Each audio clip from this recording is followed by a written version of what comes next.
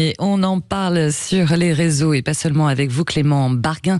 Après plus de 2 jours de vote, le nouveau Front populaire et le camp présidentiel se partagent finalement la quasi-totalité des postes clés du bureau de la nouvelle Assemblée nationale. Oui, avec 12 postes décrochés sur 22, la gauche est désormais majoritaire au bureau de l'Assemblée nationale. S'agissant des 8 commissions, le camp présidentiel en obtient 6, les socialistes 1 et les insoumis 1 également.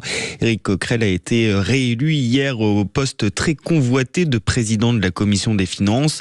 Le Rassemblement national, lui, est bredouille. Premier groupe en nombre dans l'hémicycle, le parti de Marine Le Pen n'obtient aucun poste.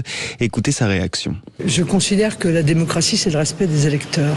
À partir du moment où près de 11 millions d'électeurs sont traités comme des parias, sont exclus en violation du règlement de l'Assemblée nationale de tout poste au sein de cette institution, je ne suis pas déçu, je suis outré.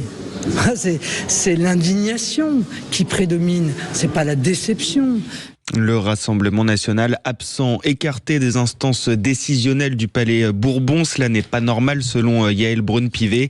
La présidente de l'Assemblée nationale était l'invitée hier soir du journal de 20h de France 2. Moi, j'ai toujours plaidé depuis que je préside cette institution, donc depuis 2022, pour que toutes les forces politiques soient représentées au bureau. Mais en tout état de cause, la voix du Rassemblement national sera entendue dans les instances de l'Assemblée nationale, soyez-en sûrs. C'est extrêmement important pour moi. J'ai toujours pensé cela et je veillerai attentivement à ce que chaque Français qui a voté pendant ces élections législatives soit entendu à l'Assemblée.